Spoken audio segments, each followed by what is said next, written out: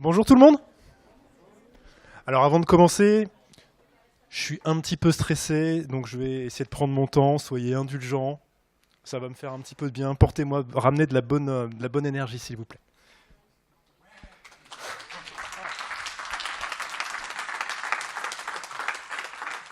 J'en attendais pas autant, mais merci beaucoup. Alors, la conférence, choisir c'est agir, ne pas choisir c'est régresser. Et ce titre a dû vous interpeller un peu parce que vous êtes là, et c'était justement le but de chercher. Et forcément... Ah, non, qu'est-ce qui se passe? Non, c'est pas bon. Alors, on va le faire comme ça. Alors, avant de commencer, j'aimerais remercier toute l'équipe d'Orga et puis les sponsors, parce que sans eux, cet événement ne serait pas possible et je ne pourrais pas être devant vous pour essayer de vous transmettre un beau message. Donc, merci tout le monde, merci à vous d'être là. Au niveau du micro, il est bien placé, vous entendez bien? Ok. Bon, je vais faire plein d'allers-retours.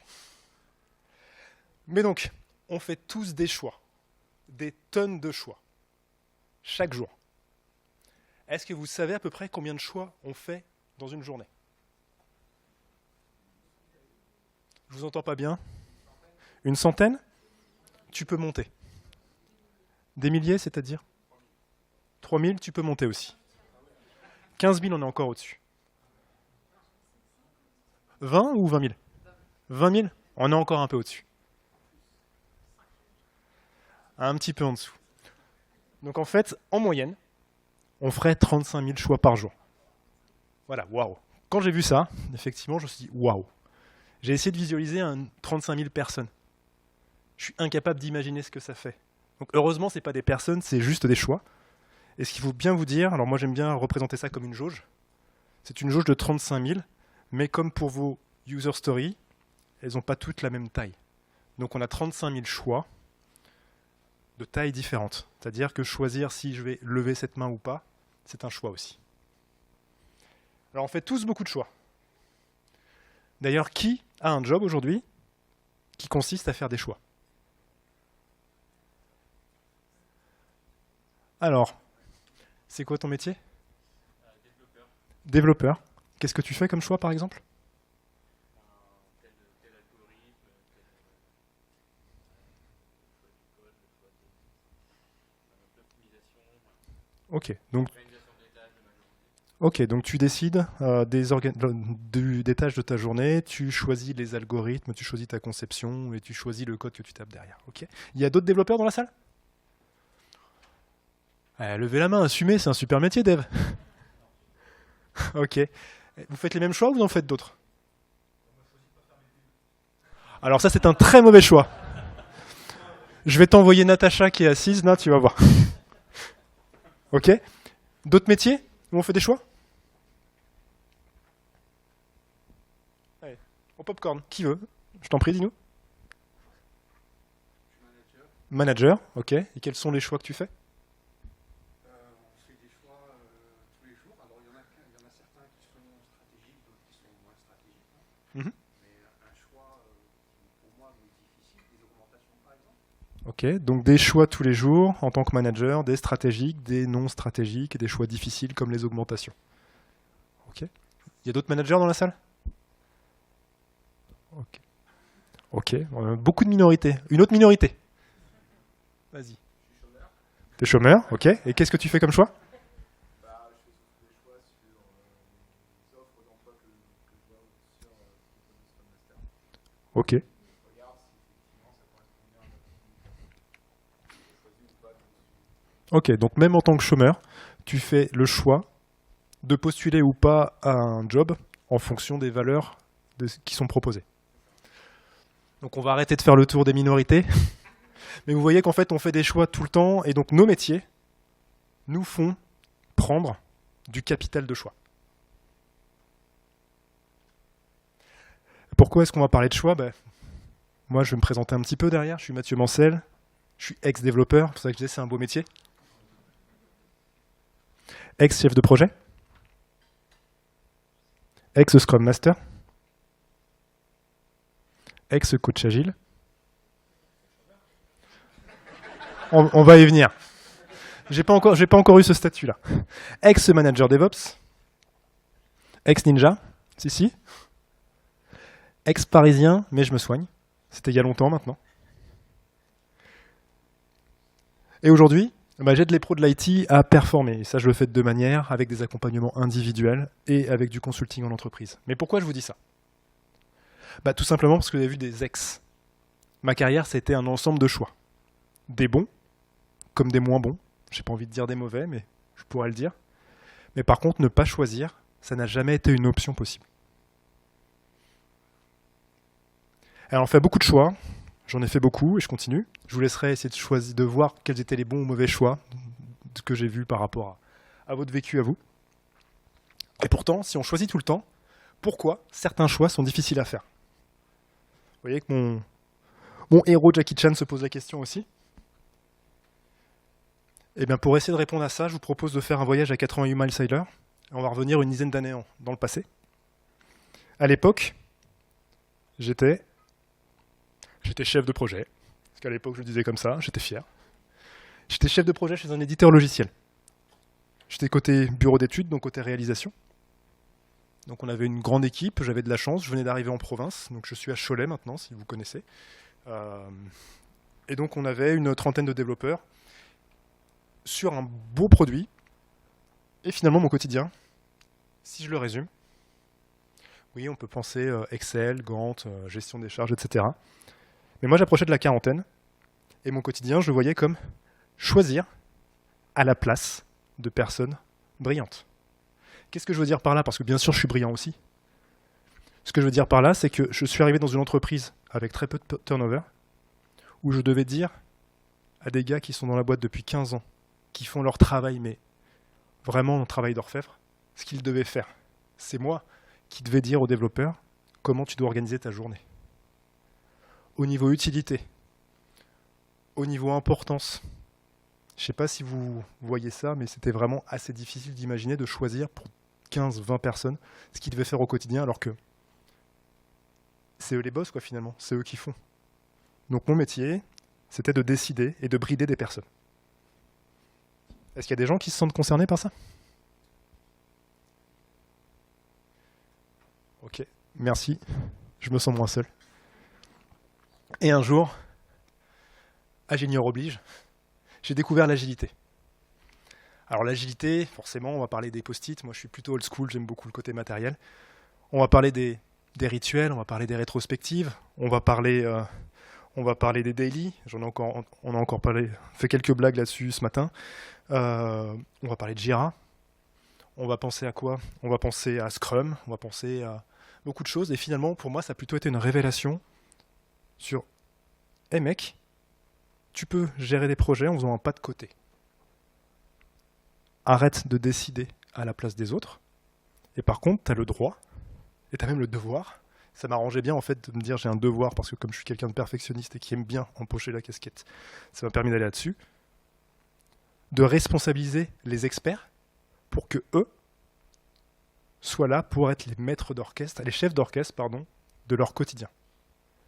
Donc à partir de là, j'ai compris que j'étais capable de révéler les diamants et me concentrer là-dessus, sur le produit, sur l'énergie et sur la responsabilisation des personnes. Je ne sais pas si vous vous rendez compte par rapport à mes valeurs, qui étaient de se dire avant j'étais là pour brider des personnes. Là je me suis dit en fait, à travers des post-it, à travers des serious games, à travers tout ce qu'on veut, tous les artifices agiles, on est capable de faire tordre le cou en fait à toute l'histoire de l'informatique pour que les gens puissent se révéler, exploiter leur potentiel, le développer, et même plus poser la question de ce qu'ils vont faire, juste kiffer leur quotidien. Et à partir de là, j'ai commencé à faire un truc, c'est que j'ai recommencé à me choisir. Parce qu'avant, mes choix étaient orientés en fonction de ce que je pensais qu'il fallait que je fasse, ce que les autres voulaient que je sois.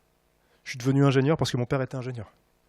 J'ai eu l'opportunité de devenir manager parce que mon manager s'est dit « Toi, tu as tout ce qu'il faut pour être manager. » J'ai fait ce qu'on m'a demandé. J'étais pas aligné, mais j'étais un gentil petit soldat. Et d'un coup, on m'a dit « Ok, tu peux. » Et donc, j'ai choisi de ne plus être forcément d'accord avec mon management. J'ai choisi de challenger un petit peu mes équipes pour réussir à les faire avancer. J'ai choisi de revenir faire un petit peu d'expression d'art, juste avec le sketch note. Je m'étais interdit de dessiner, je dessinais beaucoup quand j'étais gamin. Il y a des gens qui font du sketch-note ici? Voilà. Est-ce que ça fait pas du bien de faire des prises de notes avec ses petits doigts? Donner vie à des notes et les imager. Et bien rien que ce petit choix, ça m'a permis de me reconnecter à la personne que je suis. Et donc ce que j'ai envie de vous poser comme question, c'est quand est-ce que vous allez commencer à vous choisir?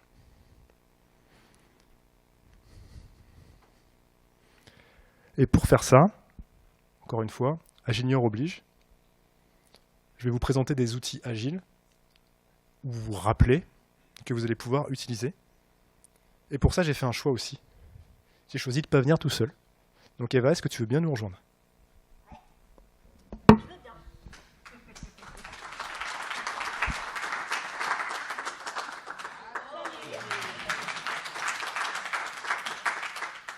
Moi c'est Eva, je suis comédienne, metteuse en scène et je donne aussi des cours de théâtre. Et je suis aussi accessoirement la partenaire de cirque de Mathieu depuis une dizaine d'années maintenant.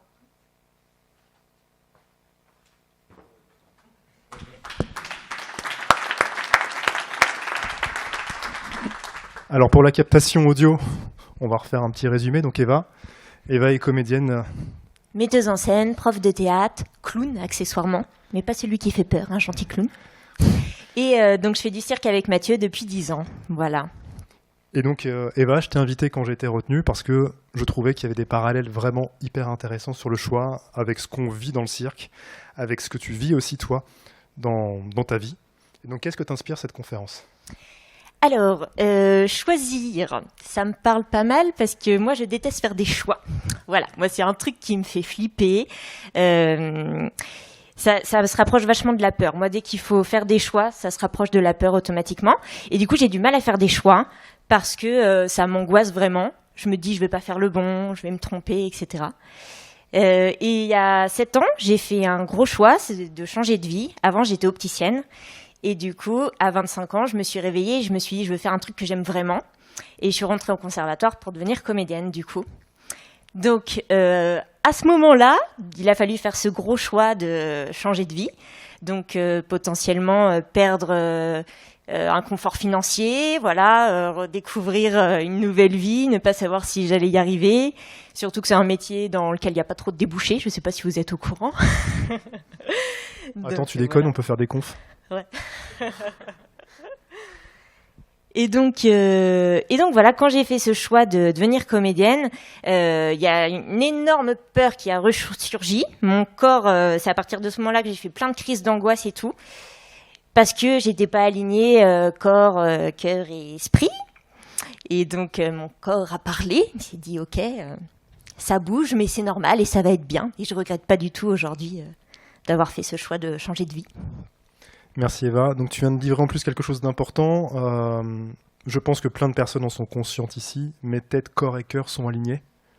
Donc, on ne doit pas penser et penser qu'au mental.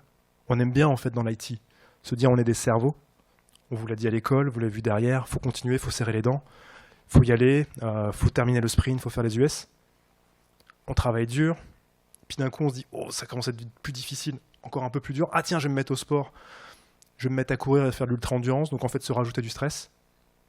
Votre corps, c'est votre véhicule. Et il a beaucoup de signaux, il faut réapprendre à les utiliser, en prendre soin et avancer. Donc effectivement, si on commence à avoir mal au dos, c'est pas que la posture. Il y a peut-être d'autres choses derrière. Donc merci Eva pour ce partage. Alors, pour choisir, peut-être qu'on soit d'accord sur la définition. Donc voici une définition du Larousse. Je vais vous la relire aussi. Faire des comparaisons entre plusieurs choses, exercer son jugement, user de son goût, etc. Pour prendre, adopter quelque chose de préférence à quelque chose d'autre. Je ne sais pas pour vous, mais moi j'ai lu plusieurs fois, et comme toutes les définitions de dictionnaire, c'est pas hyper clair. Quelqu'un l'a vraiment compris? Ok, merci. Alors Eva, quand on a répété, je lui avais posé la question avant, on n'avait pas vu ce slide. Elle a ramené une image qui, je pense, est très bonne, donc on va la garder. C'est quand vous arrivez à une intersection et qu'il y a plusieurs directions. Il faut en choisir une pour avancer, donc on part vers une direction, on choisit un cap. Est-ce que ça vous convient comme définition? Ok. Ok, moi je pensais qu'il y avait quelqu'un qui allait hurler « Choisir, c'est renoncer !» ou un truc comme ça. Je suis un petit peu déçu. Et alors, si on revient sur les choix, maintenant qu'on est d'accord sur ce que c'est, mais pourquoi c'est si difficile de choisir d'après vous? Eva, tu nous as parlé de la peur. Si tu peux développer un petit peu, c'était quoi cette peur? Il y avait la peur du statut financier, comme je le disais, même si en tant qu'opticienne, je gagnais le SMIC, donc c'était pas énorme, mais il y avait quand même une assurance financière tous les mois. En étant comédienne, on touche des cachets, on sait pas trop combien de fois par mois on va jouer. Voilà, c'est très. Alors moi, j'ai pas d'enfant, donc j'ai pas cette responsabilité-là en plus à assumer, heureusement. Mais donc voilà, il y a cette peur-là. Il y a le peur aussi du regard des autres, même si je suis une personne qui, je pense, en est assez détachée. Finalement, on a toujours un peu... on a tous besoin du regard des autres et on a tous besoin de savoir ce que pensent les autres de nous. On aime bien être apprécié. Donc, il y avait la peur du jugement des autres parce que quand... Tu me permets un petit rebond, là? Ouais, vas-y. On discutait avant la conf, on parlait du regard des autres et de la scène. Ouais. Et donc, tu dis... En fait, je m'en fous un petit peu, mais pas vraiment. Et en fait, tu m'as confié juste avant que il y a des personnes, si elles sont présentes, ça te met un stress. Oui. Donc c'est proche. Donc finalement, ce regard des autres, c'était le regard des proches qui t'inquiétait. Oui, c'est plus le regard des proches, en effet. Oui, c'est vrai. Les personnes X lambda... Non, je te laisse pas partir comme ça et puis raconter des conneries. T'as raison. Oui, c'est le regard des proches, évidemment. Quand on quitte un CDI pour un truc sans assurance, voilà, forcément, on a peur... Enfin, les gens s'inquiètent pour vous, en fait, plus qu'ils n'ont peur, je pense. Est-ce que vous avez d'autres exemples de raisons qui vous empêchent de vous choisir? Les conventions sociales? Ok, t'as un exemple?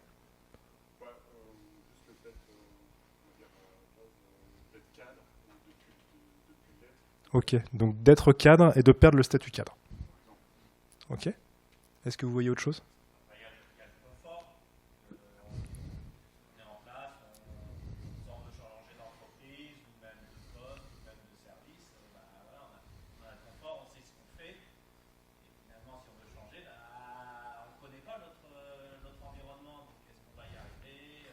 Oui, c'est ta routine, quoi. Donc il y a une notion de confort, et donc qu'est-ce que tu perds? C'est le risque derrière, c'est plus le risque de se couper, quoi. Ok, le risque. Réussir à être au rendez-vous de ce nouveau job alors qu'on le faisait très bien. Et si t'es pas en rendez-vous de ce job, c'est quoi le problème? Un peu de regard, Ok. manager, Ok. Donc là, ce serait une peur du regard des autres. Tu avais une autre proposition?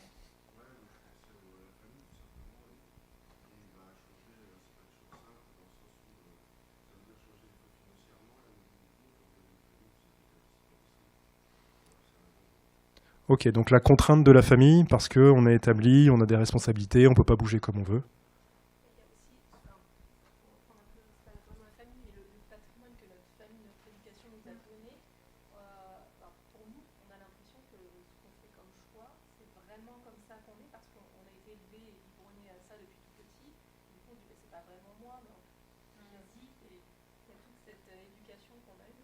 Ok, donc il y a l'éducation qui vient brider nos choix, parce qu'on a été élevé dans un modèle. On a la famille qui a fait ci, qui a fait ça, et donc on sent qu'on est un peu désaligné, et en même temps on est aligné, c'est ça que tu as dit? Et quand tu sors des cases, c'est compliqué, quoi. Moi, par exemple, mon grand-père, il était chef d'entreprise. Quand j'ai dit que j'allais être comédienne, j'ai eu de la chance, ils m'ont suivi, mais ouais, voilà, c'est un peu ça. Tu voulais faire un partage? Se choisir, c'est se tromper. Ouais.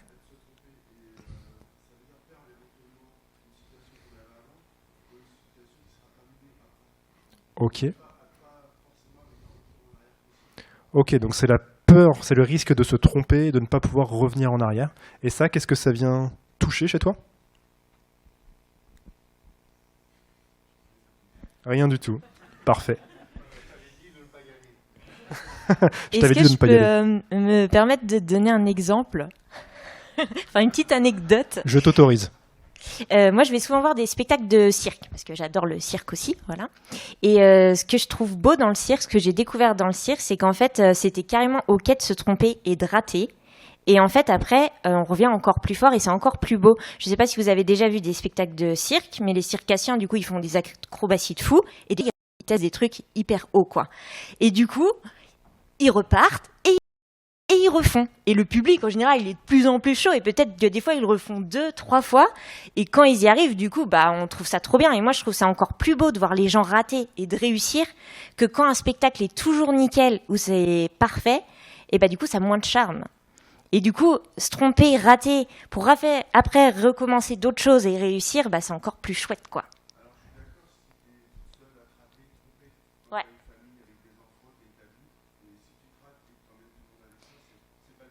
Ouais, Donc on revient à se tromper par rapport à notre famille. Ouais. Non mais, exactement. Ouais. Mais c'est le risque que tu fais courir à ta famille. Ok. C'est marrant ce que tu dis, ça me fait penser à notre tout premier numéro, où en fait on commençait tout juste le cirque, et donc c'était sur Dirty Dancing parce que c'était assez facile de ramener les gens là-dessus, et on venait d'apprendre un nouveau porté, et donc on avait fait 6 scènes je crois, et puis en fait entre la 3 et la 4 on arrivait, on a calé ce porté là. Comment on s'est fait engueuler, on s'est fait pourrir, mais qu'est-ce que vous faites, c'est n'importe quoi, on doit toujours faire que des trucs qu'on maîtrise. Mais non, en fait nous on kiffait, c'était marrant. Et donc effectivement il y a ce côté peut-être de le droit à l'erreur. Est-ce qu'il y a d'autres choses qui vous inspirent cette difficulté à choisir? La peur de l'inconnu. Ok. Alors j'en avais sélectionné 5. Je voulais le faire apparaître un petit peu comme sur Une famille en or, mais je suis pas sûr que tout le monde ait la référence, alors je me suis dit tant pis, j'arrête de faire mon vieux. Donc pour moi le top 5, on va voir ce qu'on a coché. La peur de se tromper, la peur du regard des autres, la charge mentale que j'ai mis avec la fatigue décisionnelle. Comme on disait, on peut choisir que 35 000 fois par jour, en moyenne bien sûr. Certains en font 35 000, certains en font que 25 000. Mais plus on prend de décisions, moins on a d'énergie pour prendre les décisions importantes pour soi. La charge mentale, tout simplement, vous le savez tous, je pense, vous avez des tonnes de choses qui vous distraient en permanence, qui vous occupent votre esprit. Parce que je parle distrait, c'est pas forcément que ça. Aller chercher les enfants à l'école, choper le colis Amazon, penser à poser les vacances, réserver, terminer le projet dans les temps et en heure, et puis oser refaire mon CV pour pouvoir aller publier sur LinkedIn et trouver un nouveau job. Voilà, au hasard. Ça fait beaucoup de choses en fait. Il y a la procrastination. Ça parle à tout le monde, la procrastination? Ouais. Ok, donc la procrastination au cas où, c'est remettre à plus tard. En disant c'est bon. C'est pas le bon moment en fait. Donc c'est bon, j'ai le temps. Et il y a le c'est pas le bon moment. Je suis pas encore prêt, je suis pas assez bon pour pouvoir avancer. Je suis pas assez bon pour postuler à ce job. Je suis pas assez bon pour me lancer. Je suis pas assez bon pour me mettre à faire un marathon. Oui, exactement, t'as le temps. Et le dernier, c'est les choix ou trop gros ou trop flous. Si on se dit juste, si je reprends l'exemple avec des conversations que j'ai eues, je veux devenir freelance. Ok, mais ça veut dire quoi en fait devenir freelance? Si on se dit juste je veux devenir freelance ou je veux changer de taf, je veux courir un marathon. Ok. Comme encore une fois, comme les user stories, c'est trop flou. Vous pouvez pas avancer là-dessus. Ça vous parle ça ou pas? Est-ce qu'avec tout ça, vous en voyez un 6e qui serait hyper important? Non. Est-ce qu'il y en a qui cochent tout? Ouais, les habitudes? Effectivement, donc on ne remet pas en cause ses habitudes. T'as vu mes slides en avance ou?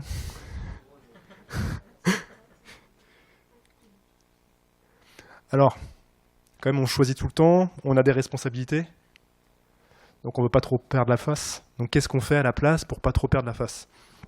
Et je m'étais dit justement, Eva, ce serait cool qu'on fasse un petit portrait pour illustrer ça. Ouais, carrément. Mais en fait, je sais pas trop. Je m'étais dit qu'on pourrait faire un pied-main, mais on ne maîtrise pas bien, alors on va passer pour des guignols. Ouais. Donc, bof. On pourrait faire notre routine pilote auto classique, là, tu vois, avec une hirondelle, tout ça, mais en fait, ça va pas trop les impressionner, donc pareil, on va passer pour des gros guignols. Je sais pas trop ce qu'on pourrait faire, peut-être une colonne. Compte pas sur moi parce que moi je déteste faire des choix. Donc Ouais, tu l'as dit tout à l'heure, mais au bout d'un moment, si je t'ai fait venir sur scène avec moi, c'est pour me sentir moins seul. Mais regarde, on a plein de gens, donc on peut peut-être leur demander ce qu'ils en pensent. Qu'est-ce qu'on pourrait faire pour illustrer Est-ce que ça? vous avez une idée?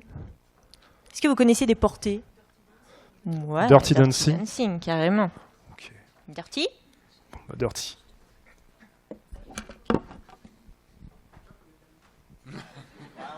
Vous avez le droit de chanter.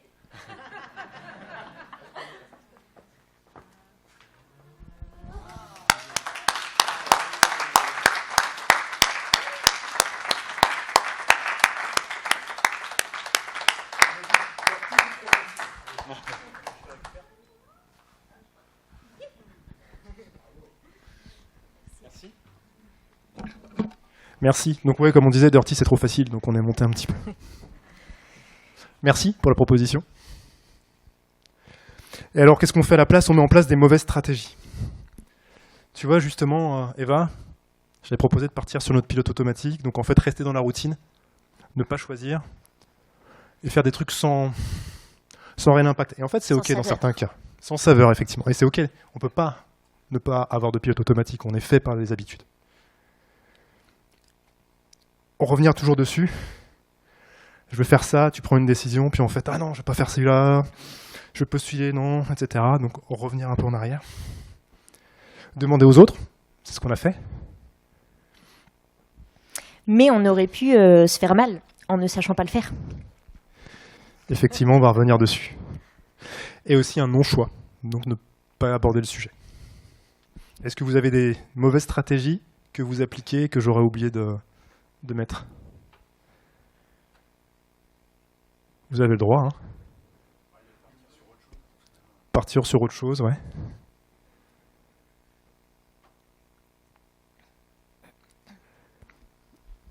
Ah, j'ai oublié celle-là. Non, pourquoi c'est un problème, justement?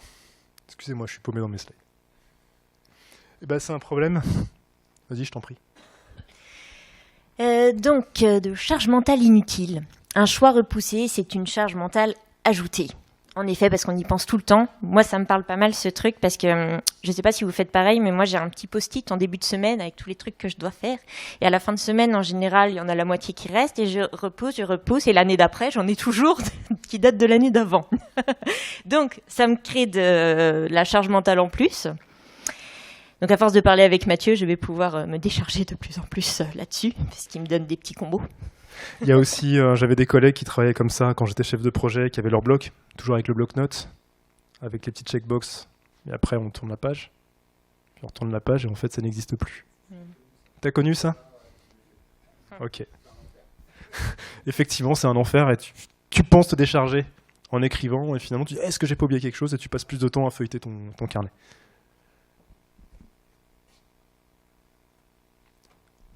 Le non-choix, on en parlait tout à l'heure, en fait, c'est un choix. Si tu choisis pas, les autres vont le faire pour vous. On a fait l'exemple express sur le porté. Mais ce qu'il faut se dire, c'est que si les autres choisissent pour vous, ils vont pas choisir pour vous, ils vont choisir pour eux. Ce qui les arrange eux. Certains seront bien intentionnés et vont se dire ok, je fais vraiment le meilleur choix possible pour la personne parce que je l'aime, que je veux tout son bonheur. Mais en fait, c'est son choix à elle, en fonction de ce qu'elle pense être bon pour vous. Donc en fait, c'est sûr à 99,9% qu'elle ne choisit pas la bonne chose pour vous.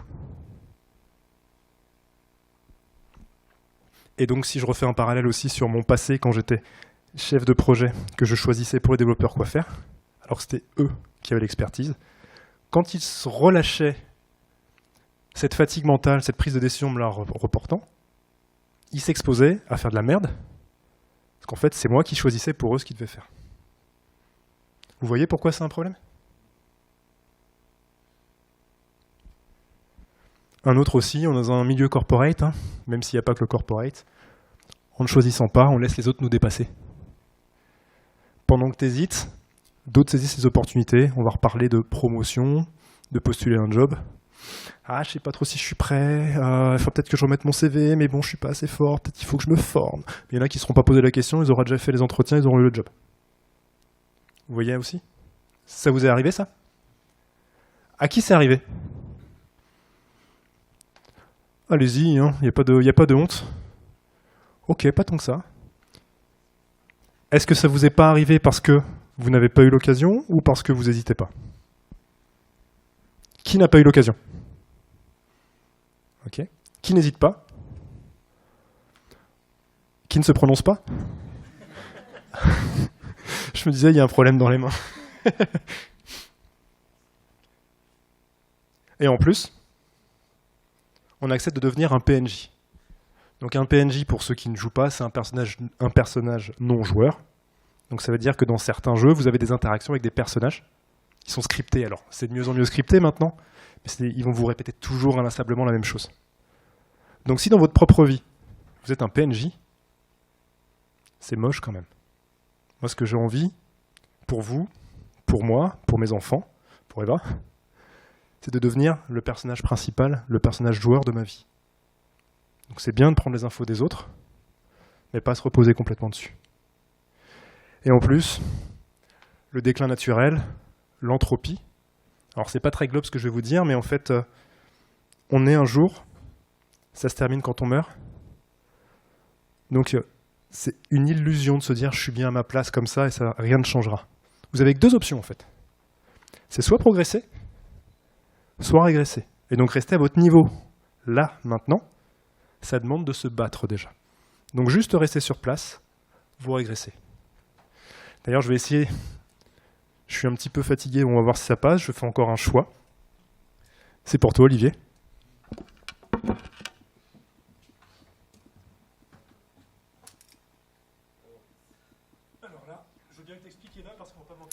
Alors en fait, là on a l'impression que Mathieu est immobile. Oui? Ben non, en effet, pas du tout. Il est en train tout le temps de faire des micro-mouvements. Donc ça représente un petit peu, c'est une métaphore de la vie. On ne peut pas on ne peut pas être sur place, en fait, ça ne fonctionne pas si on ne fait rien. On est obligé d'avancer ou de reculer, de régresser. Mais en fait, on ne peut jamais rester à rien faire parce que c'est la mort assurée.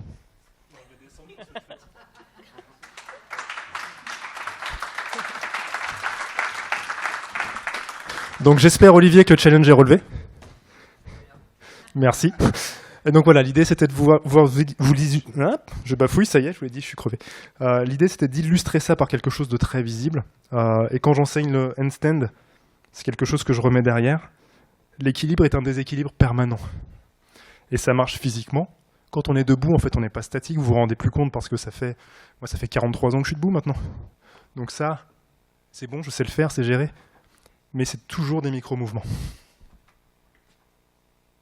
Et je reprends mon souffle doucement. 43 ans. Hein. Oui, bientôt 44, qu'est-ce que tu veux. Papy Mathieu est là encore. Alors Eva, tu fais la maline, mais c'est à toi de parler. Et Mathieu, donc, comment fait-on concrètement? Alors, attends, parce que comme on a un problème technique, je vais reprendre la télécommande. Je reviens tout de suite. Vas-y. Okay, qu'est-ce que vous voulez en attendant? Une petite chanson Un peu de clown? Une petite chose. Voilà, non, j'ai pas mon nez là. Ça a été trop rapide. Attends, c'est pas. Oh mince, on a déjà. Qu'est-ce que tu veux comme chanson? Hop. T'as dit quoi?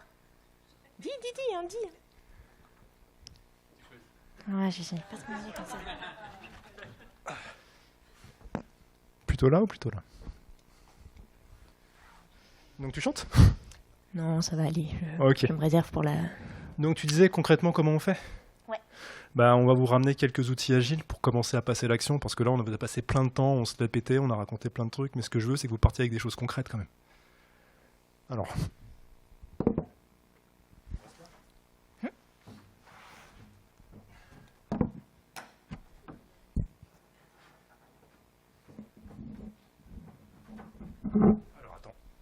Donc on va découper le mammouth, je vous réexpliquerai un petit peu derrière.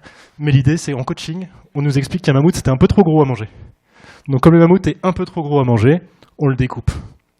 Et bien en fait vous allez considérer vos projets comme des belles user stories.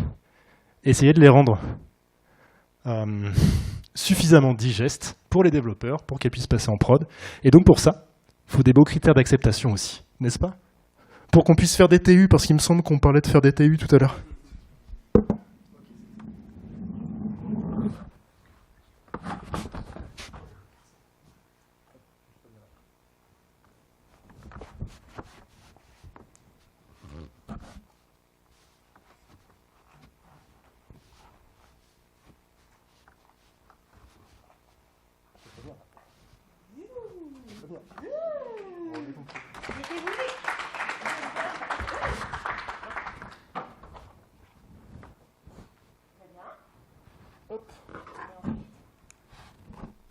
Et bien une fois qu'on a découpé le mammouth, ce qui va être important, c'est de libérer de l'espace mental.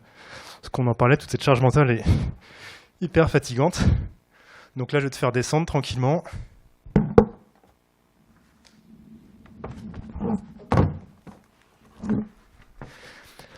Alors, qui connaît la matrice d'Eisenhower?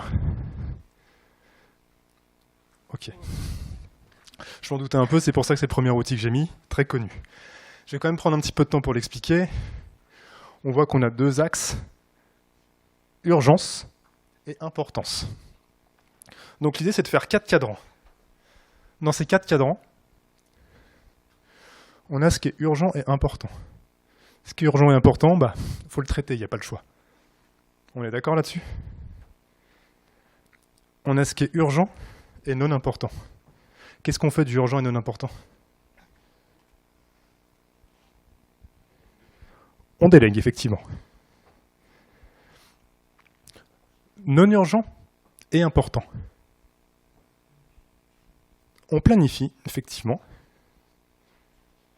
Et le non urgent et non important, qu'est-ce qu'on en fait? On fait pas, on stocke, on déscope, on dégage. On dégage, on dit non, on supprime, ça n'existe plus. Si c'est non urgent, non important, on libère de la charge mentale, messieurs, dames. Donc poubelle, vous avez le droit de dire non. Ok? Eva? Tant que t'es là, je propose qu'on fasse un petit porté, qu'on essaie de catégoriser aussi ça. Encore? Oh, encore, il est chiant.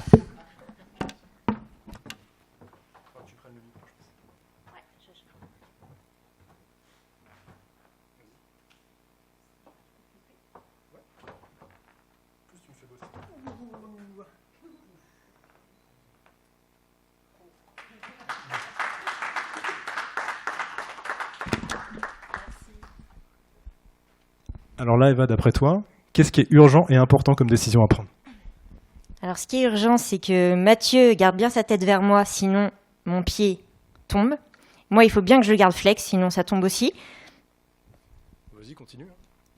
Par contre, par exemple, ce qui est non urgent, non important, c'est cette main avec ce micro. Enfin, si, parce que je suis en train de vous parler, mais voilà, je peux changer de main, voilà. Elles n'ont rien de particulier à faire.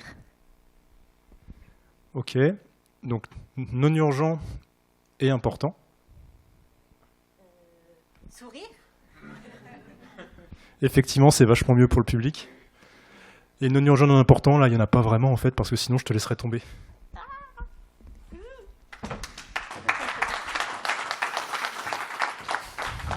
Donc, tout l'enjeu. Est-ce qu'il y a des gens qui ont déjà essayé d'utiliser la matrice d'Eisenhower et qui ont abandonné? 1, 2, 3. Pourquoi? Parce que tout est arrivé là, non? C'est le premier niveau, c'est normal.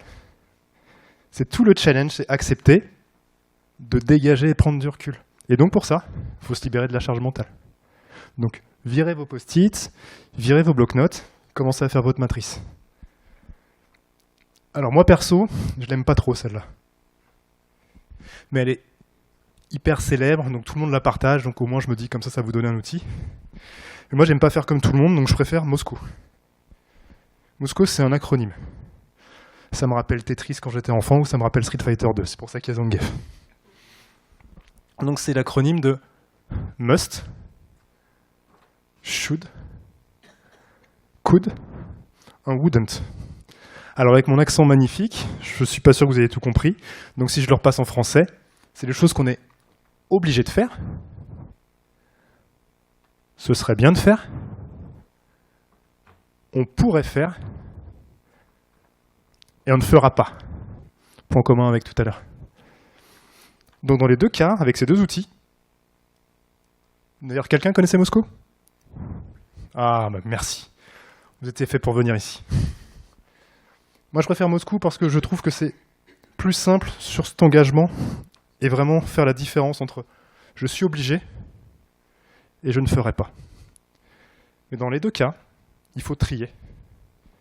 Il faut prendre du recul et assumer ses choix. Une fois qu'on a fait ça, vous me voyez arriver, forcément, on est dans une conf agile. Donc on a construit notre MVP avec nos US. On a commencé à les prioriser. Bah, les must, on va les mettre dans un personnel Kanban. Désolé Olivier, j'arrive pas à dire Kanban quand je le dis comme ça. Qui dit Kanban, comme moi? Merci. Donc, est-ce que vous connaissez la notion de personnel Kanban? Non. Est-ce que vous l'appliquez, ceux qui le connaissent? Non plus. Ça fait partie de mes révélations. On aime bien, intellectuellement, se dire que il y a un moi professionnel. Il y a un moi dans ma famille. Il y a un moi avec mes amis. Et des fois, on en parlait, 35 000 décisions par jour. Oh, je vais accélérer un petit peu. 35 000 décisions par jour, elles sont réparties de toutes ces personnes-là. Donc c'est une illusion de penser qu'on peut séparer toutes les activités. Donc moi, ce que je vous invite à faire, et vraiment ça m'a beaucoup aidé, je l'ai fait sur Trello au début, cette conférence n'est pas sponsorisée, le plus minimum possible, mélangez ce qui est important pour vous, pour votre taf, pour votre famille, pour vos amis. On vient reclarifier cet espace mental. C'est un radiateur d'information. Rendez-le le plus visible possible, parce que ce qui ne se voit pas n'existe pas. Mettez dans le backlog ce qui est important. La version minimum que je vous propose, c'est d'avoir un to-do aujourd'hui, pas dans la semaine, etc. Ça va vous forcer de choisir, de faire qu'une seule chose à la fois. Est-ce qu'il y a des gens qui pensent encore qu'on peut faire 3 choses en même temps? Ok, merci. Puis en plus, célébrer quand c'est terminé. Ce que je vous conseille de faire, c'est d'avoir un whip, on va dire à 4, sur le to-do aujourd'hui. Ça va vous permettre de vous concentrer et de réfléchir à ce qui est vraiment essentiel. Donc faites-le sur vos projets. Donc on n'a pas beaucoup de temps. Donc Eva, tu vas quand même, si tu veux bien nous l'illustrer un petit peu sur quand tu apprends une nouvelle pièce de théâtre. Comment tu t'organises? Parce que si on arrivait avec la classique, j'ai un gros post-it, pièce de théâtre. Et comment tu fais en vrai? Eh ben, je commence par apprendre le texte, on commence par la base. Et tu apprends tout le texte d'un coup de la pièce? Ouais. Ok. C'est ça qui prend le plus de temps, on commence par ça. Et donc, ça te prend combien de temps d'apprendre une pièce? Ça dépend de la taille du En rôle, moyenne, mais allez, 2 mois. Voilà. Ça peut aller en 3 semaines si c'est urgent, ça dépend. Ok. Donc tu vois, là déjà, c'est beaucoup trop gros pour un petit cerveau, et moi, ça me fait tout de suite peur. Donc, on découpe le mammouth. Est-ce que tu apprends un acte, puis un autre? Comment tu fais? Ouais, on peut dire ça, ouais, scène par scène en général. Voilà, bah donc ce que je te conseille de faire, Eva, la prochaine fois, si tu fais un personnel Kanban, c'est de te mettre chaque scène. Et peut-être qu'il y a un moment, tu vas me dire, il faut que je cherche mon costume. Est-ce que tu cherches ton costume une fois que tu as appris ta scène en entier ou pas? Ah non, je fais tout en même temps. Tu penses à la mise en scène, au costume, au programmateur qu'il faut démarcher. Donc tu vois, toutes ces casquettes que tu mets, l'idée c'est de les mettre dedans. Ouais. Et de venir les mettre en priorité, parce que ce que tu viens chercher, c'est toujours d'épiler la plus en haut. Et donc le travail à faire pour vos projets perso comme vos projets pro, parce que vous le faites sans doute pour vos projets pro, j'espère que c'est pas avec Jira. C'est un tacle, mais en fait j'ai jamais utilisé, mais j'en ai tellement entendu parler. Ah, ça veut dire que c'est la fin, Mathieu.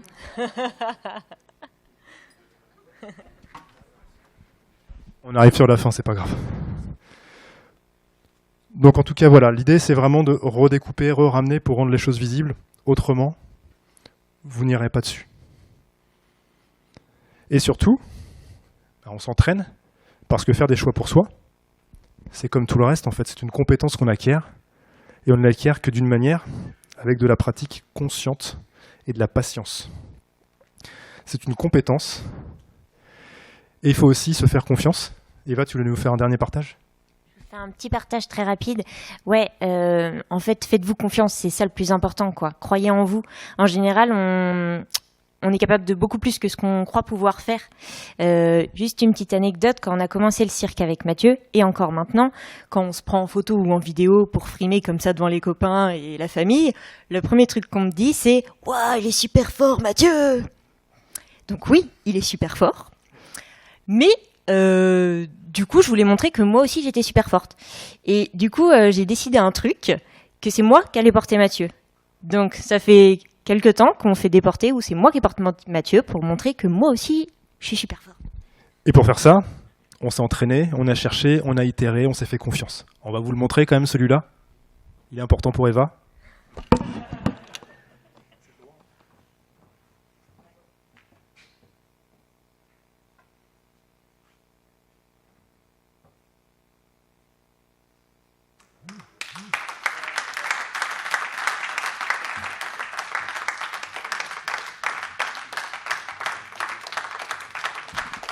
avouez que ça valait le coup d'attendre tout ce temps juste. On arrive sur la fin, on est parfait dans les timings, merci. Alors maintenant que vous savez ça, vous avez toutes les clés. Attends, faut que tu te décales un peu. Parce que là, tu me casses l'effet. Donc là, ce que j'aimerais que vous fassiez, c'est que vous prenez 30 secondes, vous pouvez fermer les yeux, réfléchissez à un choix pour vous que vous refusez de faire depuis trop longtemps. Je suis sûr qu'à travers la conf, il y a des trucs qui vous sont remontés, donc ça va pas prendre trop longtemps. Une fois que vous l'avez trouvé, vous scannez ça, c'est mon profil LinkedIn, vous m'envoyez un message privé et vous me le partagez. Ce sera notre secret entre nous, c'est votre engagement et je serai votre témoin. Sachez que si vous ne le faites pas, ce projet que vous voulez avoir, il y a 90% de chances que vous ne le ferez jamais. Donc profitez de ce moment d'énergie, cette action pour le faire. Et puis tant qu'on est dans les QR codes, je vous laisse quand même... Non, je vous laisse les 30 secondes. Sinon, je vais vous perturber.